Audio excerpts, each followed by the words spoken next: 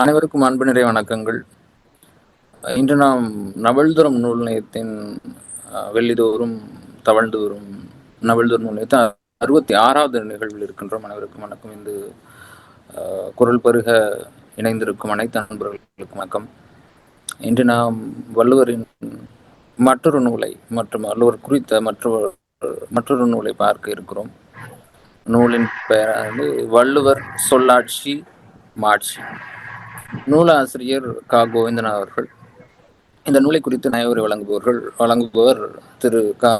செல்வராஜ் ஐயா அவர்கள். இந்த நிகழ்ச்சியானது 66 வாரங்களாக கற்க கசடர வலைத்தமிழ் மற்றும் வள்ளுவர் குரல் குடும்பத்தின் சார்பாக நடத்தப்பட்டு வருகிறது. அனைத்து நிகழ்வுகளுக்கு வருகை அனைவருக்கும் எங்கள் வணக்கங்கள். இன்று நம்மளிடையே பேச இருப்பவர் நமது நவல்தரும் நூல் நிலையம் குடும்பத்தில் ஒருவர் திரு க. செல்வராஜ் அவர்கள் கனரா வங்கியில் பல ஆண்டு காலம் பணியாற்றி சமீப காலத்தில் பணி நிறைவு செய்தவர். அரசியல் பிரிவில் முதுநிலை பட்டப்படிப்பு முடித்தவர். திருக்குறளில் இளம் வயது முதலே பேரார்வம் கொண்டவர். இலக்கிய வாசகர். புது கவிதை புனைவதில் மிக நாட்டம் கொண்டவர். மனிதநேயர். அன்புக்கு இலக்கணமாக திகழ்வோர். எங்கள் அனைவர் அன்பையும் பெற்றவர். சமீப காலத்தில் நடந்த 97 ஆண்டு பழமை பெற்ற தென்காசி திருவள்ளுவர் கழகத்தில் அகநக நட்பே நட்பு என்ற தலைப்பில் ஒரு அருமையான ஒரு நிகழ்த்தினார். எங்களுடைய நவல்துறம் நூலை நிகழ்ச்சியில் ஒரு அங்கம், ஒருங்கிணைப்பாளர் ஐயா வருக. வணக்கம். நூலை பற்றி நயவரை தருக. வணக்கம் ஐயா. செயற்கரிய செய்வார் பெரியர், சிறியர் செயற்கரிய செய்கலாதார். நவல்துறம் நூல் நிலைய அமைப்பின் 66வது நிகழ்வில் பேரன்புடன் கலந்து கொண்ட ஆண்டோர் பெருமக்களை வணங்கி மகிழ்கிறேன். இந்த அறிவார்ந்த சபையில் பேச வாய்ப்பு கொடுத்த குரல் நெறி திரு CR ஐயா அவர்களுக்கும், வலைத்தமிழ் வள்ளுவர் குடும்பம் கற்க கசடர அமைப்பினருக்கும் வரவேற்பு நல்கியும் என்னை முறையாக அறிமுகம் செய்த திரு பொன்னியின் செல்வன் அவர்களுக்கும் நன்றியை கூறி என் உரையை தொடங்குகின்றேன். இன்று எனக்கு பேச கொடுக்கப்பட்ட தலைப்பு வள்ளுவர் சொல்லாட்சி மாட்சி. இதன் ஆசிரியர் புலவர் க. கோவிந்தனார். இந்த புத்தகத்தை கொடுத்து என்னை பேச செய்த திரு CR அவர்களுக்கு மீண்டும் என் நன்றியை கூறிக்கொண்டு என் வணக்கத்தை தெரிவிக்கிறேன். தமிழுக்கும் தமிழ் புலவருக்கும் தமிழ் நாட்டுக்கும் தொண்டாற்ற தன்னையே அர்ப்பணித்த பெருமகனார் புலவர் கோவிந்தனார் அவர்கள். புலவர்களுள் பெரும் புலவராய் விளங்கியவர். திருவண்ணாமலை குன்றக்குடி ஆதித்தனாரின் புலவரேறு பட்டமும், தமிழக அரசின் திருவிக்க விருதும், மதுரை காமராசர் பல்கலைக்கழகத்தின் தமிழ் பேரவை செம்மல் பட்டமும் பெற்றவர். மன்னா உலகத்து மண்ணுதல் குறித்தோர் தம் புகழ் நெறியி தாம் வாய்ந்தனரே என்ற புறநானூறு கூற்றுக்கேற்ப புகழுடம்பு பெற்றுவிட்ட இப்பெருமகனார் 71 நூல்களுக்கு சொந்தக்காரர். தமிழுக்கு தொண்டு செய்வார் சாவதில்லை என்பார் பாவேந்தர். அவ்வாறு தொண்டு செய்த புலவர் பெருமகனார் ஒரு அரசியல்வாதி மற்றும் ஒரு எழுத்தாளர் ஆவார். தமிழ்நாடு சட்டமன்ற அவைத்தலைவராக 2 முறையும் துணைத் தலைவராக 1 முறையும் பணியாற்றியுள்ளார். இவர் திராவிட முன்னேற்ற கழகத்தை சேர்ந்த பெருமகனார். செய்யாறு சட்டமன்ற தொகுதியில் இருந்து 4 முறை சட்டமன்ற உறுப்பினராக தேர்ந்தெடுக்கப்பட்டவர். வள்ளுவர் சொல்லாட்சி மாட்சி என்னும் இந்த நூல் 5 தலைப்புகளை கொண்டது. 132 பக்கங்களை கொண்ட ஒரு நூல். வள்ளுவர் சொல்லாட்சி மாட்சியில் சொல்லிலக்கணம், சூழ்நிலை, கேள்விக்கணை, ஓமை என்று 4 பிரிவுகளும், அடுத்தது 2வது தலைப்பாக வள்ளுவரின் கடவுள் கொள்கை, அடுத்து 3வதாக வள்ளுவர் வளர்த்த மர இனமும் மா இனமும், அடுத்தது வள்ளுவர் வகுத்த மருத்துவம், 5வது வள்ளுவர் வகுத்த பொருளாதாரம். அதாவது உலகில் மிகவும் சிறிய பொருள் அறிவியல் வளராதவரை கடுகு. அறிவியல் வளர்ந்துவிட்ட நிலையில் அணு. அளக்கலாக ஆழமும் பரப்பும் உடையது கடல். ஒரு கடலின் பரப்பும் ஆழமும் அத்தகையது என்றால் 7 கடல்களின் ஆழமும் பரப்பும் எண்ணி பார்க்கவும் இயலா. 7 கடல்களையும் கடுகை துளைத்து அதன் அகத்தே அடக்குவது, அதிலும் சிறிய அணுவை துளைத்து அதன் அகத்தை அடக்குவது அரிதினும் அரிது. குரட்பாவின் அளவு சிறுமையும் அது கூறும் பொருட்பெருமையும் அறிந்த புலவர் பெருமக்கள் கடுகை துளைத்து ஏழு கடலை புகட்டி குறுகத் தரித்த குரல் என்ற இடைக்காலாரையும் அணுவை துளைத்து ஏழு கடலை புகட்டி குறுகத் தரித்திருக்குள் என்ற ஔவையாரையும் பாராட்ட வைத்து விட்டனர். வள்ளுவர் சொல்லாட்சி மாட்சியில் சொல் இலக்கணத்திற்கு மட்டும் 8 அதிகாரங்களை ஒதுக்கியுள்ளார். அவை அவை அஞ்சாமை, அவை அஞ்சல், இனியவை கூறல், கேள்வி, சொல்வன்மை, பயனில சொல்லாமை, புறம் கூறாமை, வாய்மை என 80 குறட்பாக்களை ஒதுக்கியிருக்கிறார். சொல் குறித்து 33 குறட்பாக்களை பல்வேறு இடங்களில் வகுத்துள்ளார். 1330 குறட்பாக்களில் 113 குறட்பாக்கள் சற்றேறக்கூடிய 12 ஒரு பகுதியை ஒதுக்கி இருப்பதன் மூலம் சொற்களை தேர்ந்து சொல்லுதல் எத்தனை விழிப்பாய் இருக்க வேண்டும் என்பதை வலியுறுத்தி கூறியுள்ளார் இந்த பெருமகனார். திருவள்ளுவர் தாம் இயற்றிய 1330 குறட்பாக்களையும் இன்ன சொல்லை எடுத்துவிட்டு அதன் இடத்தில் இன்ன சொல்லை போட்டால் பொருத்தமாக இருக்கும் என எவரும் எண்ணவும் இயலாத நிலையில் அப்படியே மாற்றி போட்டால் அக்குறட்பாவின் பொருட்செறிவை சீர்குலைந்து போகும் வகையில் படித்து தந்துள்ளார். எடுத்துக்காட்டாக, ஈன்ற பொழுதில் பெரிதுவக்கும் தன் மகனை சான்றோன் என கேட்டத்தார்.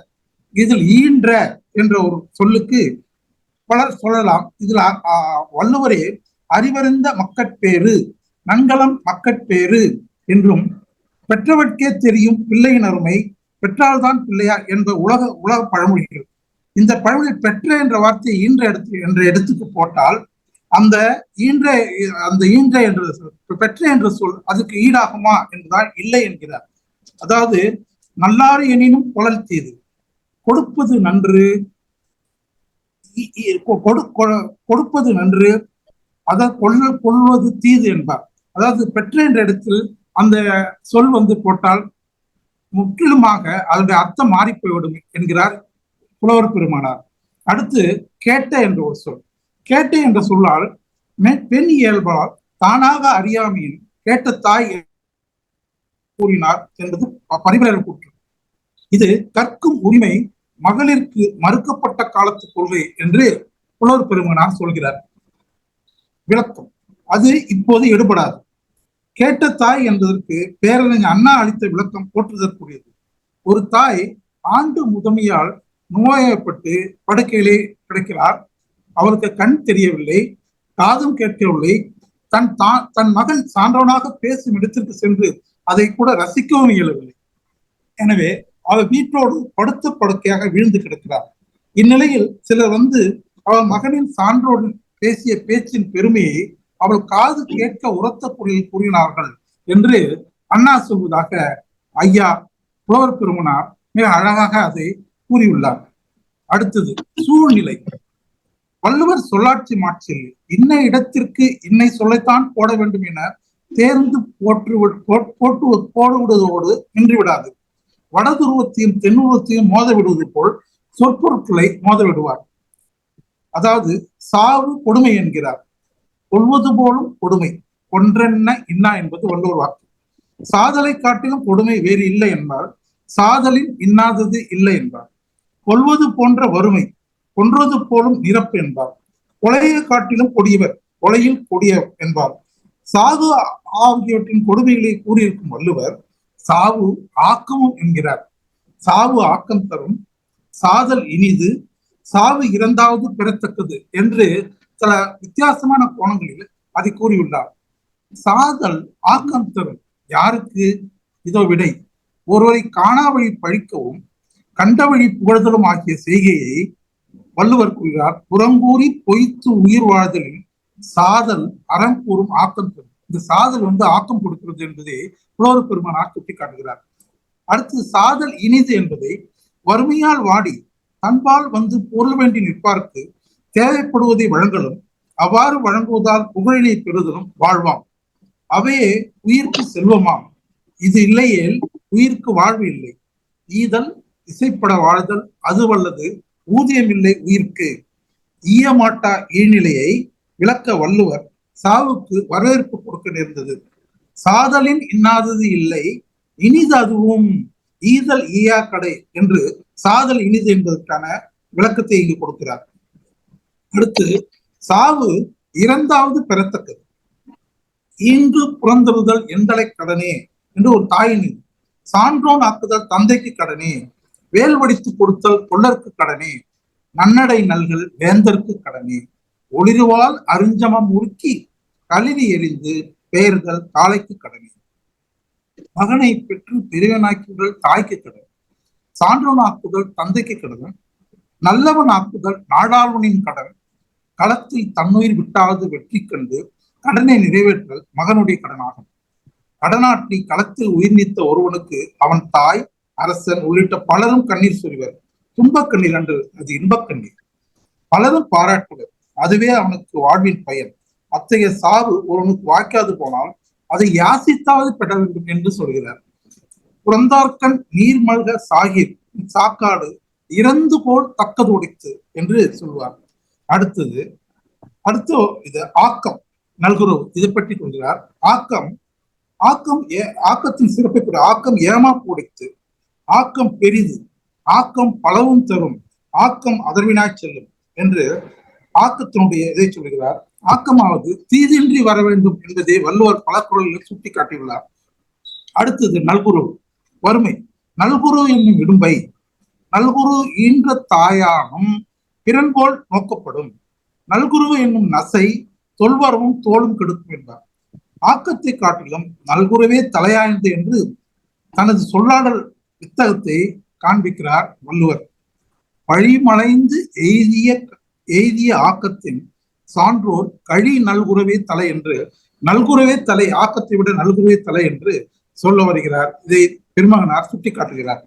அடுத்தது தலைப்பு கேள்விக்கணை.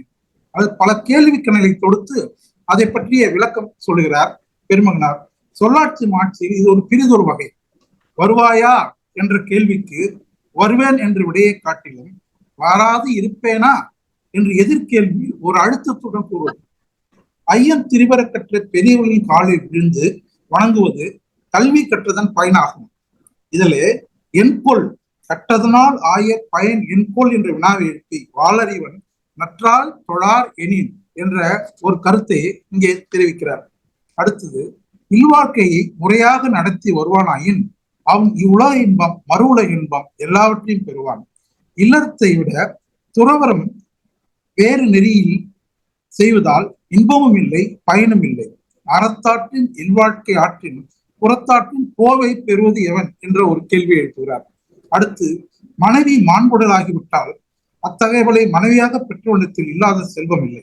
அதற்கு மாறாக இல்லற மாண்பினை ஒருத்தியை மனைவியாக, இல்லற மாண்பிலா ஒருத்தியை மனைவியாக பெற்று விடுவானாயின் முன்னிருந்த செல்வம் போக ஏதும் இல்லாதவனாகி விடுவான் என்கிறார். இல்லதன் இல்லவள் மாண்பானால் உள்ளதன் இல்லவள் மானாக்கடை என்று வள்ளுவர் சொல்வதை இங்கு எடுத்து காட்டியுள்ளார். அடுத்து ஓமை நயம். சொல்லாட்சி மாட்சியில் பிரிதொரு வகை ஓர் அறவுரையிலேயே மற்றொரு அறவருக்கு ஊமையாக்குதல், தெரிந்த அறத்தை தெரியாத அறத்திற்கு ஊமையாக்குதல், பிறர்பால் உள்ள பெருங்கல்வி பெருஞ்செல்வம் பெரும்புகழ் காண்பான் அவற்றை தானும் அடைய முயற்சிக்கலாமே ஒழிய பொறாமை கொள்ளுதல் ஆகாது. அவ்வாறு கொண்டால் அழிவிற்கு வழிகோலிவிடும், இருந்த செல்வமும் போய்விடும். இதே வள்ளுவர் அழுக்காறு என ஒரு பாவி திருச்சுற்று தீ ஒளி ஊற்றிவிடும் என்பார். நல்லொழுக்கம் உயர்வினை தரும், இல்லாது போயின் இழிந்தவன் ஆவான், பழி அவனை வந்து சேர்ந்து விடும். இதை வள்ளுவர் பொறாமை உடையன்பால் உள்ள வறுமை, செல்வம் இல்லாமை, ஒழுக்கம் இல்லான்பால் உயர்வின்மைக்கு ஓமையாக்கி விட்டார். அழுக்காறு உடையான்கண் ஆக்கம் போன்று இல்லை, ஒழுக்கம் இல்லான்கண் உயர்வு என்ற ஓமை மிகவும் பெரிதும் போற்றப்படத்தகுந்தது. அடுத்தது, நாள்தோறும் நீராடி உடலை காத்துக் கொள்வது நீங்கா கடமையாகும். தீமை பயக்காத சொற்களை சொல்வது உள்ள தூய்மை உடையவராய் இயலக்கூடியது. மனம் தூய்மை என்பதை அவரது வாயிலிருந்து வெளிவரும் சொற்களிலிருந்தே நாம் உணர்ந்து கொள்ளலாம். புறந்தூய்மை நீரான அமையும், அகந்தூய்மை வாய்மையால் காணப்படும் என்பார் வள்ளுவர். அடுத்து, கல்விக்கு அழிவில்லை, அழிக்க முடியா பெருஞ்செல்வம் அது. அழிவு அறியா பெருஞ்செல்வம் கல்வி. பதவி இல்லாமல் போய்விடும், பொருள் அழிந்துவிடும், கற்ற கல்வி என்றும் அழியாது. எவ்வளவு கற்கிறானோ அந்த அளவு அறிவு பெறுவது. சிறிது கற்கின் சிறிதறிவும் பெரிது கற்கின் பேரறிவும் பெறலாம். கற்றுக்கொண்டே இருப்பின் அறிவும் பெருகிக் கொண்டே இருக்கும். இந்த உண்மையை விளக்க வள்ளுவர் காட்டிய வழி, தோண்ட தோண்ட மணற்கேணியில் நீர் சுருப்பது போல அறிவும் கற்க கற்க பெருகிக் கொண்டே இருக்கும் என்கிறார். தொட்டனை தூறும் மணற்கேணி மாந்தருக்கு கற்றனை தூறும் அறிவு என்ற ஓமை நயத்தோடு என்ற பொருளாளர் ஓமை நயத்தோடு ஒப்பிடுகிறார். அடுத்தது திருவள்ளுவரின் கடவுள் கொள்கை. யார் தெய்வம்? ஐயப்படாது அகற்று உணர்வானை தெய்வத்தோடு ஒப்பக்கொள்ளல். அடுத்தது, அந்த வன்மை ஒருவனுக்கு இருக்குமானால் அவன் தெய்வமாகவே மதிக்கப்படுவான். நாம் பல சித்த புருஷர்களை பார்க்கிறோம். நம்மை பார்த்த உடனே அவர்கள் நம்மை பற்றிய செய்தியும் நம் குடும்ப பற்றியும் அழகா சொல்வார்கள். அது எப்படி சொல்வாங்க? இதுதான் சொல்கிறான், ஐயப்படாது அகத்து உணர்வானை தெய்வத்தோடு ஒப்பக்கொள்ளல். அது மாதிரி ஆட்களை தான் நாம் தெய்வத்தோடு ஒப்புக்கொள்ள வேண்டும் என்கிறார். குடி செய்வல் என்னும் ஒருவருக்கு தெய்வம் மடித்தட்டு தான் முந்து, முயற்சியுடையவனுக்கு தெய்வமும் துணையாய் நிற்கும் என்று இங்க தெய்வத்தை எவன் முயற்சியுடையாக இருக்கிறானோ அவனுக்கு தெய்வம் மடியை கட்டி கொண்டு வந்து உதவி செய்யும் என்கிறார் வள்ளுவர். அடுத்தது, இவர் அடுத்த தெய்வமாக திருமால் பற்றி சொல்கிறார். ஈரடியால் மூவலையும் மணந்த திருமாலை அடியலம்தான் தாயது எல்லாம் என்ற ஒரு வரியில் குறிப்பிடுகிறார். அடுத்தது, தாமரை மலர் கண்ணுடைய திருமாலை அவன் வீட்டிலிருக்கும் உலகை தாமரை கண்ணான் உலகம் என்பார். அன்பருக்கு உதவும் நல்ல உள்ளத்தை மடித்தட்டு தான் முந்திரும் என்பார். இது திருமாலை பற்றிய ஒரு செய்தி. அடுத்து திருமகள் பற்றி பல இடங்களில் குறிப்பிடுகிறார். அதாவது விருந்தினர்களை அகமும் முகமும் மலர வரவேற்று நல்ல விருந்தினர் வீட்டில் அகமகிழ்ச்சியாக வீட்டிலிருக்கும் திருமகள் அகனமர்ந்து செய்யால் உரையும் முகனமர்ந்து நல்விருந்து ஓங்குவான்கள் என்று கூறுகிறார். பொன் பொருள் புகழ் கண்டு பொறாமை கொள்வான் ஒருவனை தமக்கைய மூதேவிக்கு அடையாளம் காட்டி ஒதுங்கி விடுவாளாம் திருமகள். அவ்வித்து அழுக்காறு உடையவனை செய்யவள் தவையை காட்டிவிடும் என்று இந்த குரல் மூலம் திருமலை பற்றி கூறுகிறார் வள்ளுவர். அடுத்து இந்திரன், தேவலோகத்தை ஆட்சி புரிபவனும் 1000 கண்களை உடையமான இந்திரன் பற்றி வள்ளுவர் ஐந்தவிட்டான் ஆற்றல் அகல் விசுமுலார் கோமான் இந்திரனே சாலும் கரி என்பார். அடுத்தது வள்ளுவர் வான் உலகம் பற்றி பேசுகிறார். இந்நில உலகில் வாழ வேண்டிய முறையில் சிறிதும் வழுவாது வாழ்ந்து காட்டுவான் வானுலகத்து தெய்வமாகவே மதித்து வழிபடப்படுவான். வையத்துள் வாழ்வாங்கு வாழ்பவன் வானுரையும் தெய்வத்துள் வைக்கப்படும் என்பார். வீடு நோக்கி வரும் விருந்தினரை ஓம்பி அனுப்பிவிட்டு இனிவரும் விருந்தினரை எதிர்நோக்கி காத்திருப்பவன் வானுலகத்து நல் விருந்தினன் ஆவான் என்பார் வள்ளுவர். செல்விருந்தோம்பி வருவிருந்து பார்த்திருப்பான் நல்விருந்து வானத்தவர்க்கு என்பார். அடுத்தது, மனைவியர் தம்முடைய கணவராக பெற்றவரை தன் கணவன் என்ற பெயரளவில் அல்லாமல் பெயருக்கு ஏற்ற இயல்பெல்லாம் வாய்க்கப்பட்டவராயின் அத்தகைய மனைவியர் புத்தலில் வாழும் உலகத்திற்கு பெருஞ்சிறப்பை அடைவர். பெற்றால் பெரின் பெறுவர் பெண்டின் பெருஞ்சிறப்பு புத்தேலில் வாழும் உலகம் என்பார். இது வானுலகத்தை பற்றி சொல்ல வந்த சில குறள்கள். அடுத்தது நரகம். நரகத்தை அலறு என்பார், தீ என்பார், ஆறிருள் என்பார், இருள் சேர்ந்த இன்னா உலகம் என்ற பெயர்களில் நரகத்தை உணர்ந்திருந்தனர் பழந்தமிழர்கள். ஐம்பொருளையும் அடக்கியவன் அமரர் உலகம் அடைவான், அடக்க இயலாதவன் நரகத்தில் தள்ளப்படுவான் என்பார் வள்ளுவர். அடக்கம் அமரர்கள் உயிக்கும், அடங்காமை ஆறிருள் உயித்துவிடும். இங்க ஆறிருள் என்பது நரகத்தை குறிக்கிறது. பிறர் உடைமை கண்டு பொறாமை உடைவர் இயல்பாக அவனிடமிருந்து உடைமைகளை நீக்கி தீ என்னும் நரகத்தில் தள்ளிவிடும். அழுக்காறு என ஒரு பாவி திருச்சற்று தீ ஒளி உயிர்த்திடும் என்றார். அடுத்து கூற்றுவன் யமனை பற்றி கூட சொல்லியிருக்கிறார். இதாவது பிற உயிர்களுக்கு தீங்கு செய்யாமை ஆகிய தவநெறியில் வல்லராகி விட்டவர்களுக்கு யமனையும் வெற்றி கொள்ள இயலும். கூற்றமும் குதித்தலும் கைகூடும், கூற்றம் குதித்தலும் கைகூடும், நோற்றலின் ஆற்றல் தலைப்பட்டவருக்கு என்பார். உயிர்களை உணாக உண்ணும் இயல்புடையவன் தான் இந்த கூற்றுவன். அந்த யமனும் பிற உயிர்களை கொள்வதில்லை என்பதை கொள்கையாக கொண்டு வாழ்கின்றவன் வாழ்நாளை குறைக்க மாட்டான். கொல்லாமை மேற்கொண்டு ஒழுகுவான் வாழ்நாள் மேல் செல்லாது உயிர் ஒண்ணும் கூற்று என்ற குரல் மூலம் திருவள்ளுவர் சொல்கிறார். இதை புலவர் பெருமானார் சுட்டி காட்டுகிறார். அடுத்து கடவுள் வாழ்த்து. கடவுள் வாழ்த்து அதிகாரத்திலே 10 குறட்பாக்களை ஆத்துள்ளார். கடவுள் நெறியினும் கடமை நெறிக்கே முக்கியத்துவம் அளிக்கிறார். இதில் அவர் கடவுள் கடமை நெறியை தான் முக்கியத்துவம் அளிக்கிறார் என்று கூறுகிறார். வாழறிவன் அல்ல தூய அறிவினன், வேண்டுதல் வேண்டாமை இலான், என் குணத்தான், இறைவன், பொறிவாயில் ஐந்தவித்தான் என பண்பு உடையவர்களையே குறிப்பிட்டுள்ளார் என்று ஐயா கோவிந்தனாரியாக குறிப்பிடுகிறார்கள். வித்தின்றி முளை இல்லை என்ப பொருள் ஒன்று உண்டேல் அதை தோற்றுவித்த ஒன்று இருக்க வேண்டும். எனவே என உணர்ந்ததன் விளைவால் ஆதி பகவனை கூறினார் என்கிறார். உருவமற்றவன் அவன், எத்துணையும் பேதமின்றி எவ்வுயிரும் தன்னுயிர் போல் எண்ணி உள்ளே ஒத்து ஊக்கின்றார் யாவர் அவர் உளந்தான் சுத்த சிற்றுருவாய் எம்பெருமான் நடம்புரியும் இடம் என நான் தெரிந்தேன் என்று வள்ளலார் பாட்டினை அங்கு எடுத்துக்காட்டாக விளக்கிறார். மனிதன் மனிதனாக வாழ்வாங்கு வாழ என்னென்ன பண்புகள் தேவையோ அப்பண்புகளையே அவற்றை உடையவனாக உருவகித்து கூறியிருப்பதே வள்ளுவரின் கடவுட்கொலையாகும் என்று முடிக்கிறார். அடுத்தது, வள்ளுவர் வளர்த்த மர இனமும் மாவினமும். இயற்கையோடு ஏந்து வாழ்ந்தவர் வள்ளுவர். அதனால் புல் பூண்டு மரம் செடி கொடி முதலாம் மரவகைகளையும் ஊர்வன நடப்பனவாகிய மாவகைகளையும் பரப்பனவற்றையும் அறிந்து அவற்றை குரலில் எடுத்தாண்டுள்ளதாக கூறுகிறார். எல் ஒரு சிறிய இது, எல் பிளவு, எல்ல பிளவுதான் சின்னதா. உட்பகை கண்ணுக்கு புலப்படாது, தொடக்க காலத்தில் சிறிதே ஆயினும் காலப்போக்கில் பெருகி இல்லாமல் செய்துவிடும். அதை விளக்க எல்லையை உதாரணமாக காட்டுகிறார். எவ்வளவு அறம் சிறிது கடின இரும்பை அறுத்த துண்டாக்கி எல் எட்பகவு அன்ன சிறுமைத்தே ஆயினும் உட்பகை உள்ளதாம் கேடு என்பார். அடுத்தது அவர் சொல்ல வருவது புல். நீர் சிறிதே கிடைக்கணும் தலை காட்டி அது சிறிதே வற்றினும் சூண்டு போகும் மென்மை புல். பெரும் பொருளை விளக்க புல்லை கையாண்டுள்ளார். விசும்பின் துணிவியின் நல்லால் மற்ற அங்கே பசும்புல் தலை காண்பது அறிது என்பது வள்ளுவர் வாக்கு.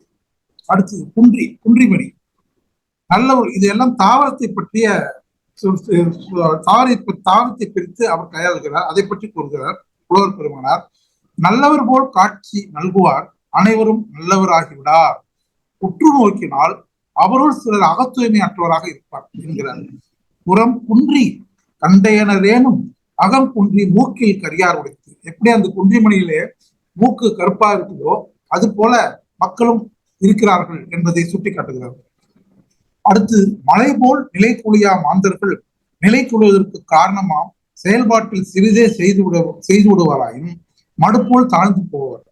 உயர்நிலையை உணர்த்த குன்று கை கொடுத்தது போல நிலை குழுவதற்கு காரணமாய் அவர் செய்த சிறுமியை உணர்த்த குன்றி கை கொடுத்துள்ளது என்கிறார். குன்றின் அணையாரம் குன்றுவர், குன்றுவ குன்றி அணைய செய்யும் என்பார். அடுத்தது, திணையும் பனையும். உருவத்தால் சிறிது திணை, உருவத்தால் பெரியது பனை. இவற்றின் சிறுமை பெருமைகளை உணர்த்த இரண்டு பொருள்கள். திணைத்துணை நன்றி செய்யணும், பனைத்துணையா கொள்வர் பயன் தெரிவார்.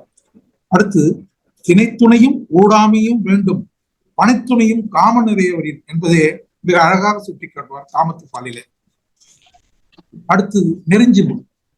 நெருஞ்சி மாதர்களின் அடியை மென்மைக்கு ஓமையாக அனிச்ச மலரையும் அன்னத்தின் இறகையும் கூறுவது புலவர் இயல்பு. அதையே நெருஞ்சி முள் போன்றது இவ்விரண்டும் என்று கூறுகிறது குறள். அனிச்சமும் அன்னத்தின் தூவியும் மாதர் அடிக்கு நெருஞ்சி பழம் என்கிறார். அடுத்து அவர் கூறுவது நச்சு மரம். ஊரில் உள்ள ஒருவராலும் விரும்பப்படாத செல்வம் நச்சு மரம் போன்றது என்கிறார். நச்சப்படாத செல்வம் நடுவூருள் நச்சு மரம் பழுத்தற்று என்கிறார். அடுத்தது, பயன்மரம். நல்லவரிடையே குவிந்த செல்வம் மாப்பழா நெல்லி போன்று அனைவருக்கும் பயன்படுமா. பயன்மரம் உள்ளூர் பழுத்தற்றால் செல்வம் நயனுடையான் கண் படி. அதுபோல் மருந்து மரம் மருந்தாகி தப்பா மரத்தற்றால் செல்வம் பெருந்தகையான் கண்படி. இது ஒப்புரவாளர்கள் பற்றிய சொல்லும் ஒரு அருமையான கருத்து. அடுத்து அவர் மலருக்கு வருகிறார். நீர் மலர் தாமரை. மாந்தரது உள்ளத்துக்கு ஒப்பு வெள்ளத்தனைய மலரிட்ட மாந்தருக்கு உள்ளத்தனைய உயர்வு என்றும். அடுத்தது, அனிச்சம் விருந்திருந்து மனத்தை காட்டுவது. நோப்பக்கொழியம் அனிச்ச முகம் திருந்து நோக்கக்கூடிய விருந்து என்கிறார். அடுத்து, அனிச்ச மலரை பற்றிய இன்னொன்று. நன்னீரை வாழி அனிச்சமே நின்னினும் மென்னீரால் யாம் வீழ்பவள், நின்னினும் மென்னீரல் யாம் வீழ்பவள் என்று தன் காதலியை பற்றி அவர் சொல்கிறார். இந்த காதலை பற்றி சொல்றது காதலி என்று கலைஞரும் மூவாவும் சொல்வார்கள். இந்த மின்னீரல் என்பதற்கு நமது சாலமன் பாப்பை அவர்கள் மனைவி என்ற சொல்லியே உபயோகிக்கிறார். அடுத்தது, மலர்களின் இயல்பு. மலர்கள் எப்படி இருக்குமா, காலையில் அருந்தி பகலெல்லாம் போதாகி மாலை மலரும் இந்நோய். அடுத்தது, முகைமுக்குள் உள்ளது நாற்றம், பேதை நகைமுக்குள் உள்ளது ஒன்று உண்டு என்று பேதையினுடைய, அதாவது பெண்களை பற்றிய ஒரு நகைமுக்குள் உள்ளது உண்டு, பெண் சிரித்தால் போச்சு அப்படிங்கிற ஒரு பழமொழியும் நம்ம கேள்விப்பட்டிருக்கோம். அடுத்தது, இதுவரையில அவர் தாவரங்களை பற்றியும் மர இனங்களை பற்றியும் கூறினார். அடுத்தது, பரப்பன. காக்கையும் பூகையும். சிற்றரசன் இடம் இருப்பதோ சிறுபடை, பெரும்படை கொண்ட பேரரசனை வெல்வது எப்படி? பூகை அதாவது கோட்டானுக்கு இரவில் மட்டும் கண் தெரியும், பகலில் தெரியாது. காக்கை பகலில் அதை இடம் தேடி சென்று குத்தி கொண்டு விடுமாம். இதை வள்ளுவர் பகல் வெல்லும் பூகையை காக்கை இகழ்வெல்லும் வேந்தருக்கு வேண்டும் பொழுது என்பார். அடுத்தது கொக்கு. வினையாற்ற ஏற்ற திருக்குறள் இது. வினை செய்வார்க்கு காலத்தின் துணை இன்றியமையாதது. ஏற்புடை காலை வருவரை காத்திருந்து விரைந்து செயலாற்ற வேண்டும். கொக்கு ஒக்க கூம்பும் பருவத்து மற்றதன் புத்தொக்க சீர்த்தெடுத்து என்பார். அடுத்தது புல், பறவை இனத்தை பற்றி. புல் பறவை இனம். தவ வேடதாரிகளை அறிந்து கொள்ள வேட்டுவனையும் புல்லையும் உதாரணமாக எடுத்தாண்டுள்ளார். தவம் மறைந்து அல்லவை செய்தல், புலன் மறைந்து வேட்டுவன் புல் சுமைந்தற்று என்பார். உடலுக்கும் உயிருக்கும் உள்ள உறவை உடம்பை தனித்தொழிய புல் பறந்தற்றே, உடம்போடு உயிரிடை நட்பு என்பார். அடுத்தது ஊர்வன, பரப்பனை பற்றி சொல்லிவிட்டார். அடுத்தது ஊர்வனை எடுத்துக் கொள்கிறார். ஆமை, அடக்கத்தின் பெருமையை கூற ஆமையை கையாண்ட விதத்தை கூறுகிறார். ஒருமையும் ஆமை போல் 5 அடுக்கள் ஆற்றின் எழுமையும் ஏமா குடித்து என்கிறார். பாம்பு, உள்ளத்தால் இருண்டுபட்டு ஆனால் புறத்தே ஒருவர் போல் வாழும் வாழ்க்கையை பாம்போடு வாழும் வாழ்க்கை என்கிறார். உடன்பாடு இல்லாத வாழ்க்கை குடங்கருள் பாம்போடு உடன் உறைந்தற்று என்கிறார். முதலை, அடுத்து முதலை பற்றி சொல்கிறார். ஒருவர் தமக்குரிய இடத்தில் இருப்பாராயின் அவ்விடத்தில் தம்மினும் வல்லவரை வெற்றி கொண்டு விடுவார். மாறாக தம்மிடம் விட்டு வெளிவந்து வருவாராயின் அவரிடம் ஆற்றல் குறைந்தவுடனே அழித்து விடுவார் என்கிறார். நெடும்புணருள் வெல்லும் முதலை அடும்புணலில் நீங்கின் அதனை பிற என்கிறார். நடப்பன, இதுல முதல்ல களிறு எடுத்துக்கிறார். அவர்கள் இடங்களில் இருப்பின் வலிமை மிகும், தம்மிடம் விட்டு வெளிப்போந்தாராயின் வலி குறையும் என்கிறார். களிறு போர்க்களத்தில் வேல் தாங்கிய எதிரிகளை துவம்சம் செய்யும். தன்னகத்தை ஈர்த்து கொள்ளும் களர் நிலத்தில் காலை வைத்தால் அந்நிலை காணும் நரி கொன்று தின்றுவிடும் என்கிறார். காலால் கலரியில் நரியடும் கண்ணஞ்சா வேளாண் முகத்த களிறு. அடுத்து ஊக்கமுடையார் சோர்ந்து விடார். இதை விளக்க சிதைவிடுத்து ஒல்கார் உறவோ உதயம்பில் பட்டுப்பாடு ஒன்றும் களிறு என்கிறார். ஊக்கம் இல்லையெனில் எதற்கும் அஞ்ச வேண்டியது. பெரியது இரு கொம்புள்ளது ஆனால் ஊக்கமில்லாது இது களிறு. ஊக்கம் உள்ள சிறு கொம்பிலா புலி தாக்கினால் அஞ்சு ஓடிவிடும். பரியது கூர்கொட்டது ஆயினும் யானை வெறுவும் புலிதா புரியும். ஒரு செயலை செய்து கொண்டிருக்கும் போது அச்செயல் துறையால் வேறொரு செயலையும் முடித்துக் கொள்ளும் வித்தகத்திற்கு யானை பிடி தொழில் உண்மை. வினையால் வினையாக்கி போடல் நனைகவுள் யானையால் யானை ஆத்திற்று என்று யானையை பற்றிய விமர்சனங்களை இதில் எடுத்து கையாண்டுள்ளார். அடுத்தது கவரி. மானம் இழப்பின் வாழாமை முன்னினிதே என்பது உலகில் அறம். இதனை விளக்க தன் உடலிலிருந்து ஒரு மயிர் நீங்கினாலும் உயிர் வாழா கவரிமானை உயிர் ஓமையாக காட்டியுள்ளார். மயிர் நீப்பின் வாழா கவரிமான் அன்னார் உயிர் நீப்பர் மானம் அறிவிக்கிறார். அடுத்து தகர். தகர் என்றால் ஆடு. ஊக்கம் உடையவன் பின்வாங்குவது ஆடு மற்றொரு ஆட்டின் மீது பாய போது சில அடிகள் பின்வாங்கும், அதனால் பலம் பெறும். இதை விளக்க ஊக்கமுடையான் ஒடுக்கம் பொருதகர் தாக்கருக்கு பேரும் தகைத்து என்கிறார். பகடு, வண்டி மாடு. வண்டியை இழுத்துச் செல்லுங்கால் இடைவழியில் நேரில் இடையூறுகளை எல்லாம் பொருட்படுத்தாது குறித்த இடம் சென்று சேர்க்கும் பகட்டினை ஒப்பானுக்கு இடுக்கன் வராது. மடுத்த வாயெல்லாம் பகடன் உற்ற இடுக்கன் இடர்பாடு உடைத்து. இடுக்கனுக்கே அவன் துன்பம் செய்வானாம். அதாவது மடுத்த வாயெல்லாம் மாடு மாதிரி 2 மாடு இழுத்துக்கு பல இடைவெளி தாண்டி வருதுல்ல, அது போல முயற்சி உடையவன் இடுக்கன் இடர்பாடு உடைத்து செய்வான் என்கிறார். அடுத்து வள்ளுவர் வகுத்த மருத்துவம். ஒன்று இருக்க வேண்டிய அளவுக்கு மிகுதியாகவோ குறைவாகவோ இருந்து விட்டால் நோய்கள் வந்து குடிகொண்டு விடும். 3ம் அளவோடு இருந்துவிடும். பித்தம், வேத்துவம், வாயு என்ற 3ம் அளவோடு இருந்தால் நோய் வராது என்கிறார் வள்ளுவர். ஈனும் உரையினும் நோய் செய்யும் நூலோர் வழிமுதலா எண்ணிய 3 என்கிறார். பெரிய அளவிலான உணவுப் பொருட்களை உண்ணுவானாயின் அவன் உடல் உள்ள நோய்களுக்கெல்லாம் உறவிடமாயின் இழிவறிந்து உண்பான் கண் இன்பம் போல் நிற்கும் கழி பேர் இறையான் கண் நோய் என்கிறார். அடுத்தது தீ அளவின்றி தெரியான் பெரிது உண்ணின் நோய் அளவின்றி படும். அதிகமாக சாப்பிட்டா நோய் அதிகமாக வரும் அப்படிங்கிறார். வந்த பின் காப்போனியும் வருமுன் காப்போனியா அது அறிவாளி எதிரதா காக்கும் அறிவினார்க்கு இல்லை அதிர வருவதோர் நோய் என்கிறார். ஒருவேளை உண்ட உணவு நன்கு செரித்து விட்டது என்பதை அறிந்து கொண்ட பின்னரே மறுவேளை உணவு உட்கொள்ள வேண்டும். அவ்வாறு செய்தால் நோய் வராது, மருந்தும் தேவைப்படாது என்றார். மருந்தென வேண்டாவாம் யாக்கைக்கு அருந்தியது அற்றது போற்றி ஓம் என்கிறார். வள்ளுவர் வகுத்த பொருளாதாரம். நல்லாட்சி என்றால் என்ன? முடியாட்சி, படையாட்சி, குடியாட்சி என ஆட்சி முறை எதுவே ஆயினும் தன் நாட்டு மக்கள் பசியறியாது, பிணி இல்லாது, பகை பயம் இல்லாது வாழ வழிவிப்பதே நல்லாட்சியாரு நீங்கா கடமையாகும் என்கிறார். உருப்பசியும் ஓவா பிணியும் செருப்பகையும் சேராது இயல்வது நாடு. உடலே உணவினால் ஆன பிண்டம்தான். மக்கள் உயிரோடு வாழ வேண்டிய உணவுதான் துணை செய்யும். உண்டி கொடுத்தோர் உயிர் கொடுத்தோரே, உண்டி முதற்றே உணவின் பிண்டம். மந்தினி ஞாலத்து வாழ்வோர்க்கெல்லாம் உண்டி கொடுத்தோரே உயிர் கொடுத்தோர்.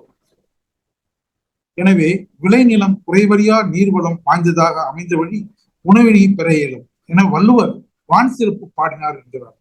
வான் சிறப்பிலே அமிர்தம் மழையை அமிர்தம் என்று உணரல் பாற்று, துப்பாக்கி துப்பாயதும் மழை, உள்ளின்று உடற்றும் பசி, ஏரின் உழார் உழவர், கெடுப்பதும் எடுப்பதும் எல்லாம் மழை, பசும்புல் தலை காண்பது அரிது, சிறப்பொடு பூசனை செல்லாது, தானம் தவம் இரண்டும் தங்கா, நீரின்றி அமையாது உலகு என கூறுகிறார். மழையின் சிறப்பை பற்றி வள்ளுவர் கூறுகிறார். இதையே புலவர் பெருமனார் வழிமொழிகிறார். அடுத்தது, கடமை தவறா கற்புடை மனைவி வேண்டும் போதெல்லாம் வேண்டும் பலன் அளிக்க வல்ல தெய்வம் போன்றவள். அவள் பெய்யென சொன்னால் மழை பெய்யும், அம்மை பெய்யென பெய்யும் மழை என்கிறார். அறநெறிப்படி அரசால் நாட்டில் பசி பிணி வகையறியா நல்வாழும் நிலவும், மன்னவன் நாட்ட பெயலும் விளையலும் தொக்கு. நாடாளும் வேந்தன் தன் நாட்டு மக்களிடம் செலுத்த வேண்டிய அருள் உடைமையினை செலுத்த தவறிவிடுவாள் அந்நாட்டு மக்கள் துன்பப்பட வேண்டும். அவனிடம் அருளோ அன்போ இல்லாதனால் அந்த நாட்டிலே மழையே பெய்யாது. துளியின்மை ஞானத்திற்கு எற்று என்கிறார். அதே போல அரசன் ஆட்சி முறை தவறி அல்லது ஆட்சி முறை தவறி அல்லது செய்ய தொடங்குவான் மழை பெய்யாது, அல்லலுக்கு ஆளாக்கும். முறைகோடி மன்னவன் செய்யும் முறைகோடி கொள்ளாது வானம் பெயர் என்கிறார். அடுத்தது, நீர்நிலைகளில் தேங்கி நிற்கும் நீரும் ஊற்று நீரும் பனிப்பாறைகள் உருகுவதாலும் பெருமலையிலிருந்து உருண்டோடி வரும் நீரும் உண்ணுதற்கு உணவினை உருவாக்குவதற்கு உறுதுணையாம். இரும் புனலும் வரும் புனலும் நாட்டிற்கு உறுப்பு என்கிறார். பெரிய குளங்களையும் ஏரிகளையும் வெட்டுதல், ஆழ் கிணறுகளை ஆங்காங்கே தோண்டி வைத்திருத்தல் அரசின் கடமையாகும். நிலநெறி மருங்கின் நீர்நிலை பெருகதட்டோர் அம்மா இவன் தட்டோரே தள்ளாதோ இவன் தள்ளாதோரே. புலவர் புறநானூற்று புலவர் பாடியது. குளம் தொட்டு வளம் பெருக்கி. எப்படி வளம் பெருக்கிறது நாட்டுனா குளம் தொட்டு வளம் பெருக்கிறார். நிலமும் நீரும் கலந்து செயற்படுதல் வேண்டும் என்கிறது பட்டினப்பாலை. செம்புல பெயல் நீர் போல அன்புடன் நெஞ்சம் தாம் கலந்தனவே, நிலத்தோடு நீர் ஏன் தன்னர் என்கிறார். அடுத்தது, உழவர் பெருமக்கள். நீர் மட்டும்தான் உழவர் பெருமக்கள் வேண்டும். அது நீரும் நிலமும் வாய்த்து விட்டால் மட்டும் போதாது, பயன் செய்ய உழவர் பெருமக்களும் தேவை. அதாவது உழவர் பெருமக்களை பெருமைப்படுத்தும் வகையிலே உழவே தலை, உழுவார் உலகத்தவர்க்கு ஆணி, உழுதுண்டு வாழ்வாரே வாழ்வார், பலருடைய நீழலும் தம் குடை கீழ் காண்பார், இரவார் இறப்பார்க்கு ஈவர். அடுத்தது, பொருள் பற்றி கூறுகிறார்.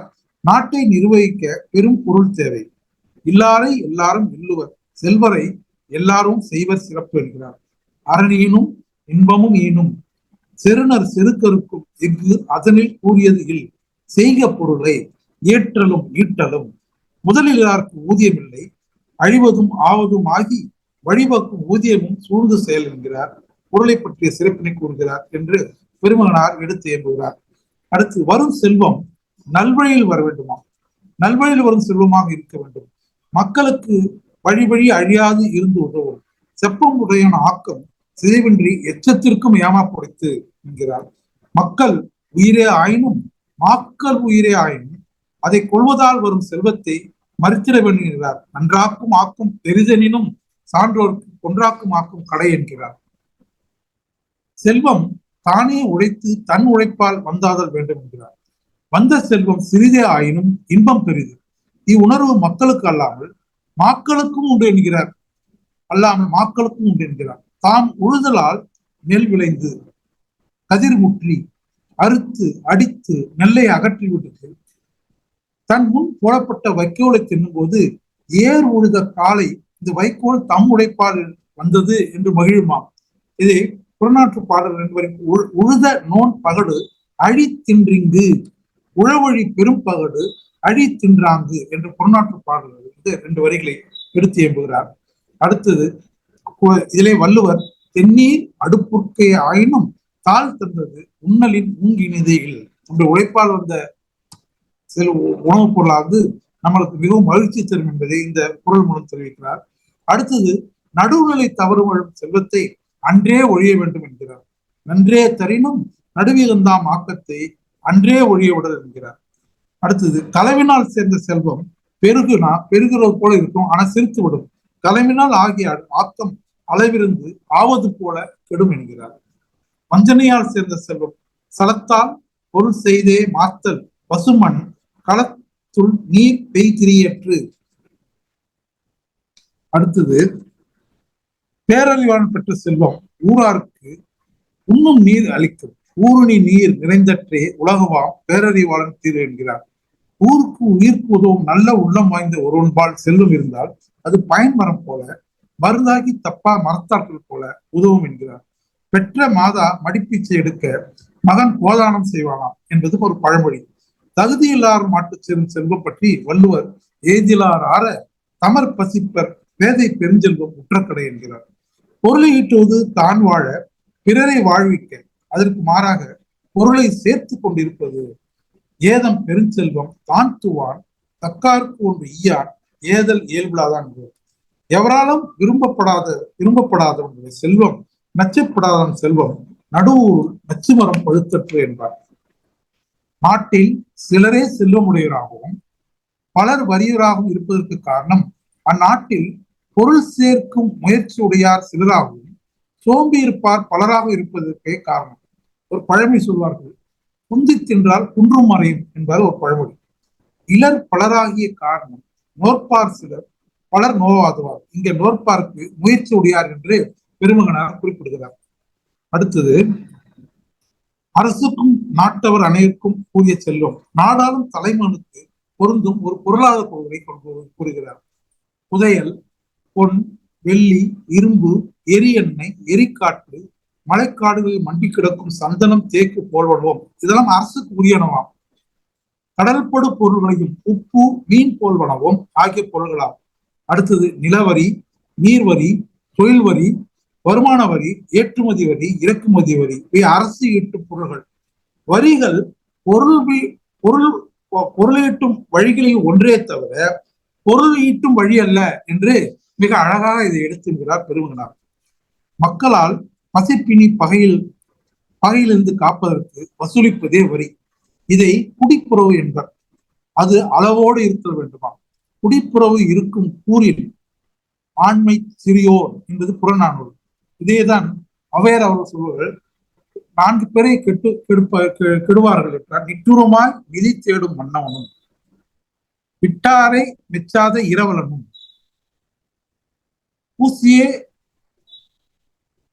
பூசியே நில்லாத குளக்குடியும் பூசிய வேசியும் கெடும் என்றார்.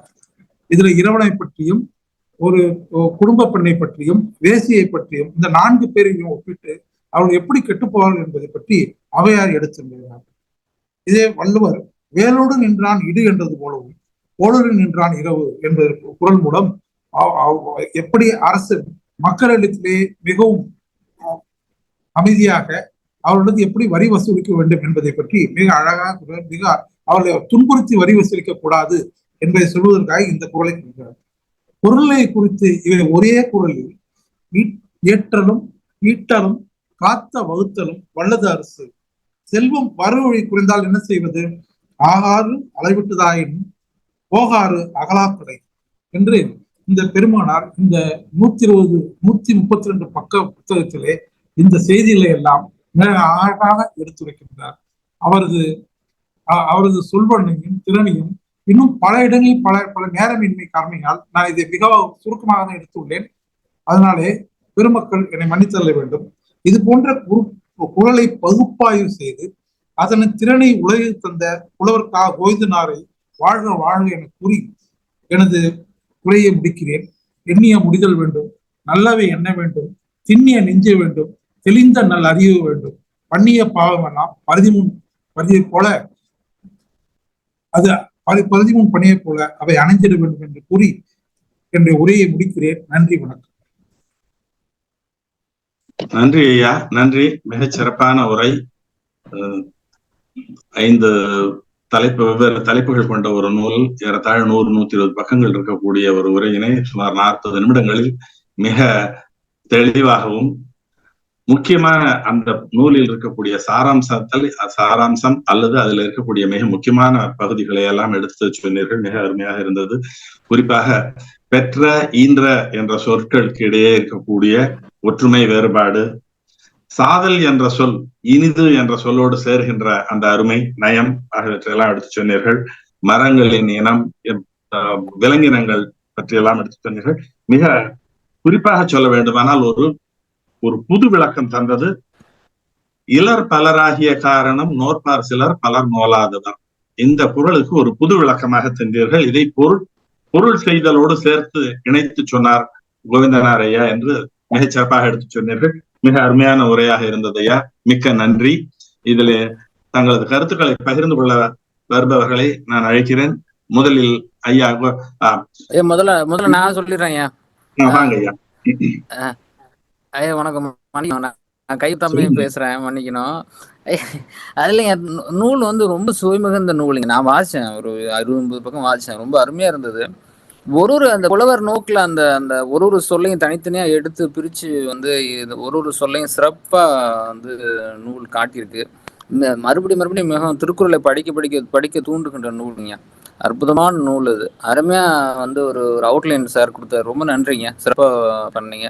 அந்த புக்கு, இந்த நூல் நம்ம திருக்குறளை யாருக்கெல்லாம் பிடிக்குதோ அந்த நூலை வாங்கி வச்சுக்கிட்டா நல்லா இருக்கும்னு நினைக்கிறேங்க. அருமையான சுயம் போர் அடிக்கும் போது கொஞ்சம் எடுத்து படிச்சுக்கலாம். அது மாதிரி நீங்க இப்போ என்ன சொல்றது, உங்களுக்கு உடனே அந்த என்ன சொல்றது, அந்த டயர்ட்னஸ் போயிடும். அந்த மாதிரி அற்புதமான நூலுங்க அது. ஒரு மாதிரி சிலட் போட்டுக்கின்ற நூல். நன்றி.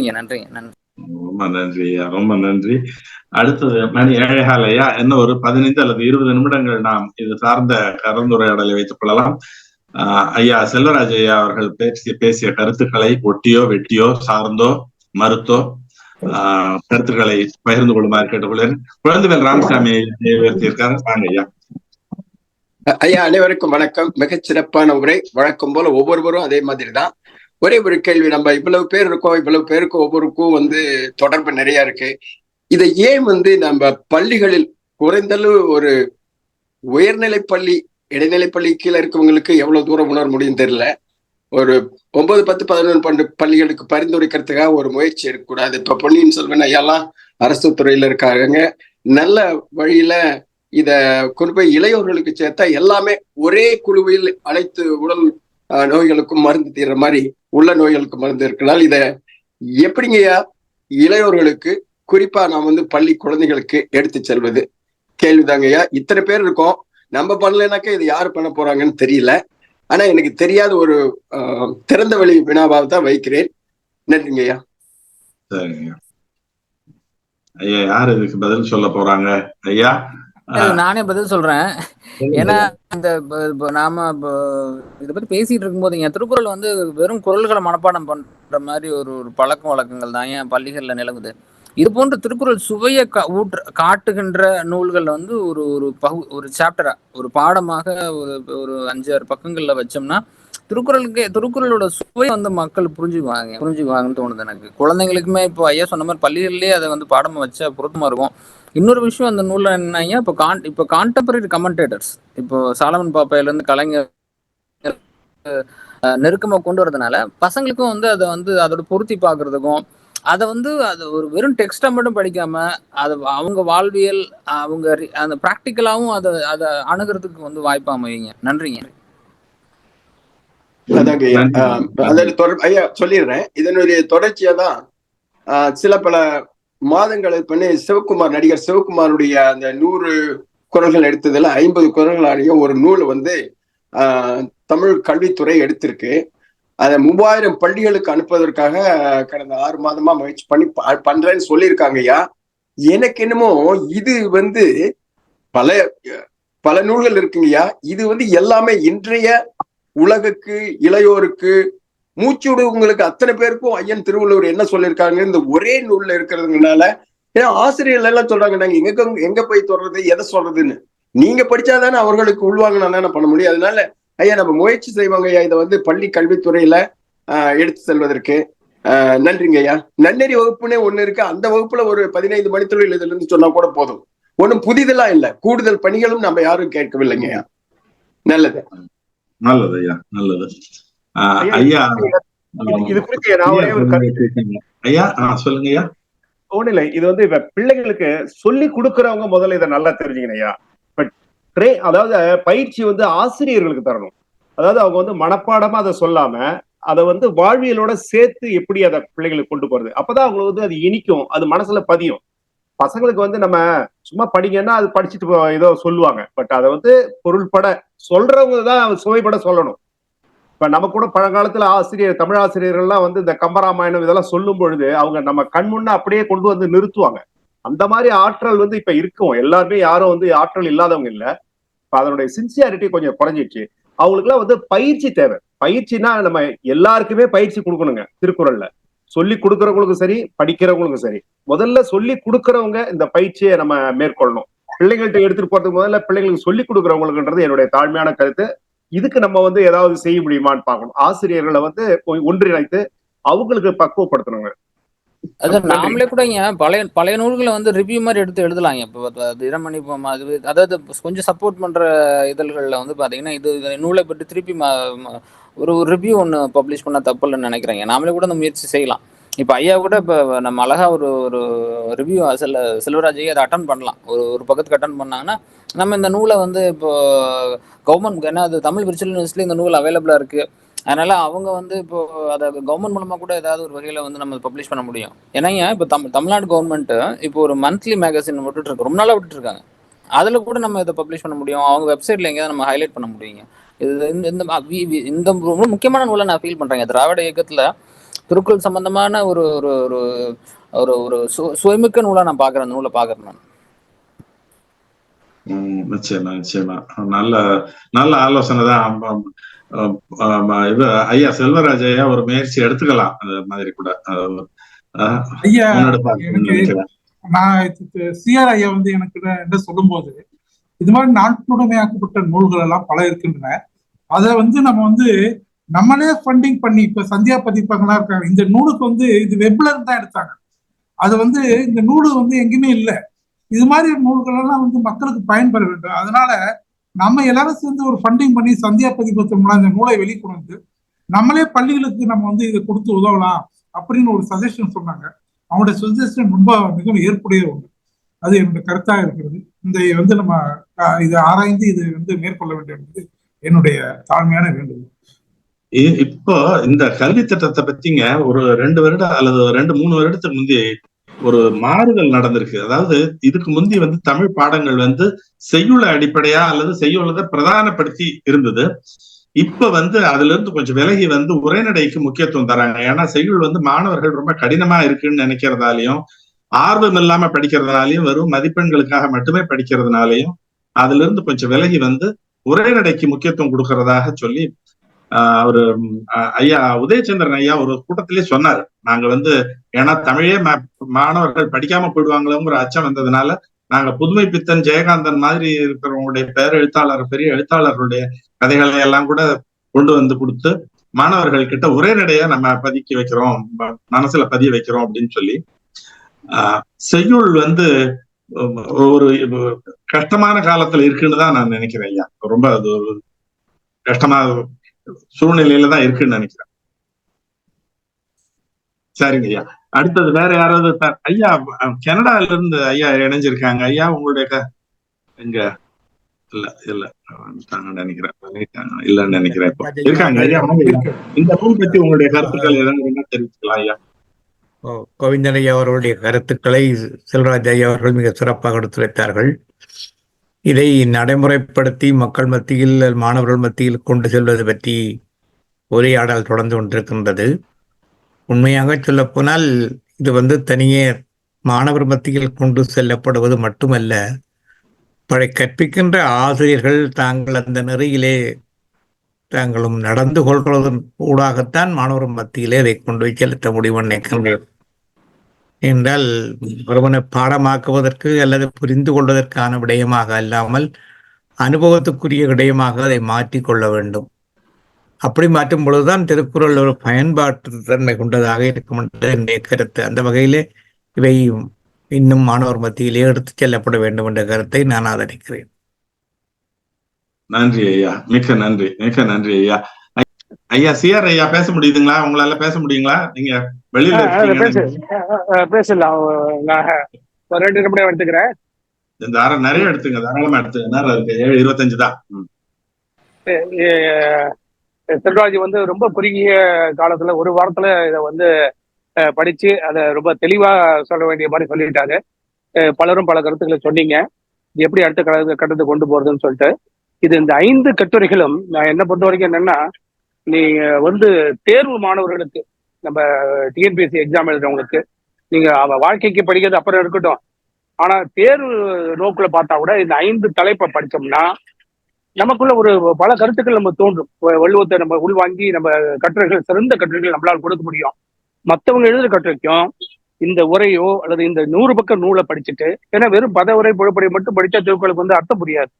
இந்த மாதிரி ஒரு அறிஞர்கள், ஏன்னா இதுல எவ்வளவு மேற்கோள் காமிக்கிறாரு, சங்க பாடல்கள் எவ்வளவு மேற்கோள் காமிக்கிறாரு. அதான் இந்த மாதிரி நூலை படிக்கும்போது நமக்கு கிடைக்கக்கூடிய பெரிய அனுபவம். நாம போய் அந்த நூல் பரப்பெல்லாம் உள்ள நுழைஞ்சு பார்த்த மாதிரி நமக்கு ஒரு அனுபவம் கிடைக்கலாம். ஒரு சின்ன நூலா இருந்தாலும் ஒரு கோவிந்தனுடைய புலமை ரொம்ப பெரிய புலமை அது. அந்த மாதிரி நூலை நம்ம மாணவர்கள் நல்லா பயன்கொள்ளணும். 100 பக்கம் தானே, போற போக்குல என்ன தலைப்பு, கடவுள் கொள்கை என்ன, இது வள்ளுவருடைய கடவுள் கொள்கை எப்படி, வள்ளுவருடைய பொருளாதார கொள்கை எப்படி, இதுக்கெல்லாம் ஒரு அவுட்லைன் இந்த இதுல இருந்து நம்ம கிடைச்சிடும் நமக்கு அது. அதனால மாணவர்கள் இதை பயன்கொள்ள வேண்டும். குறிப்பாக குரூப் 1, குரூப் 2, 3, 4 இந்த 4 வகையும் டிஎன்பிஎஸ்சி எழுதுறவங்களுக்கு கம்பல்சரியா திருக்குறள் எழுதியாகணும். அவங்களுக்கு ரொம்ப பயனுள்ளதா இருக்குது.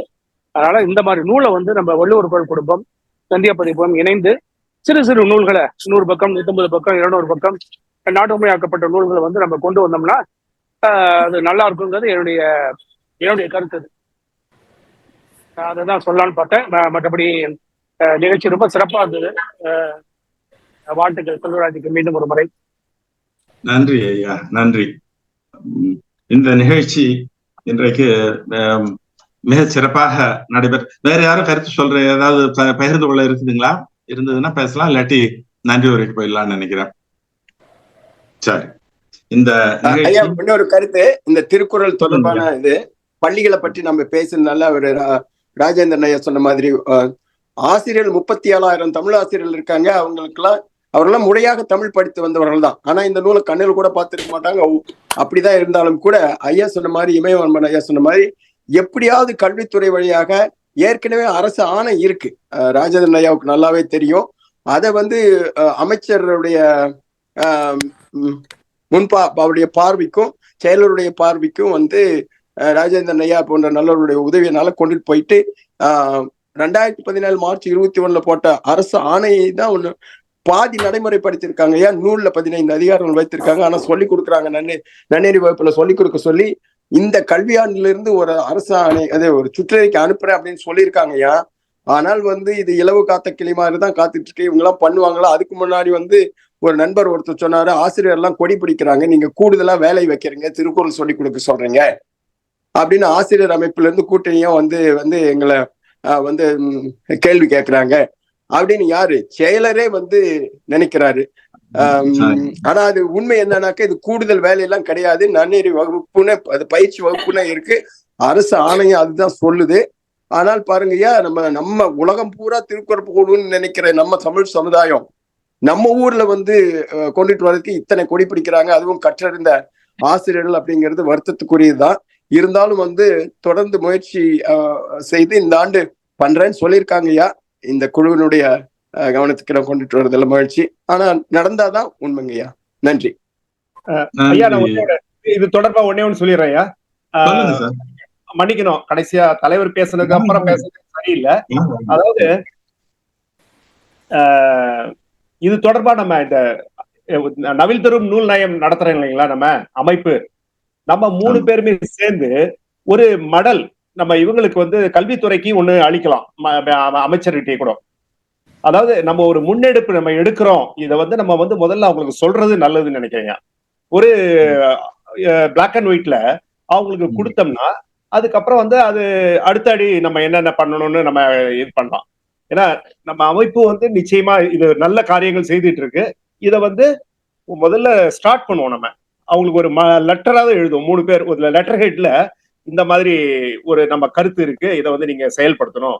அவங்களுக்கு எல்லாம் வந்து ஒரு பயிற்சி கொடுக்கணும். அவங்களுக்கு மட்டும் இல்ல, எல்லாருக்குமே கொடுக்கணுன்றது நம்ம இலக்கு. அதை மட்டும் இது பண்ணிடலாம். அப்புறம் இன்னொன்னு, நம்ம இவரு செல்வராசு அவர்கள் வந்து ரொம்ப ஆற்றொழுக்கமான நட, எங்கேயுமே தங்கு தடையின்றி மிக சிறப்பா பண்ணாரு இந்த புத்தகத்தை. ஐயா ராசேந்திரன் சொல்றாங்க குறுகிய காலத்துலன்னு, அவரு ஆற்றல் வந்து அதுல ரொம்ப வெளிப்படுதுங்க. ரொம்ப சிறப்பா பண்ணாரு. அவருக்கு வந்து நம்ம குழுவின் சார்பா நான் மகிழ்ச்சியை தெரிவிச்சுக்கிறேன். வேற ஒண்ணு நன்றி எல்லாம் இல்ல, மகிழ்ச்சியை தெரிவிச்சுக்கிறேன். நன்றி. மகிழ்ச்சி ஐயா, மிக்க மகிழ்ச்சி. சொன்னது மாதிரி ஏதாவது ஒரு தனிச்சுற்று கூட்டம் ஏதாவது ஒண்ணு போட்டு பேசலாம் ஐயா. ஒரு நல்ல ஆலோசனை தான் இது, நல்ல ஆலோசனை. முன்னெடுத்து செஞ்சா நல்லா இருக்கும். நம்ம முயற்சி எடுத்தோம்னா முயற்சி திருவினையாக்கும் இல்லைங்களா?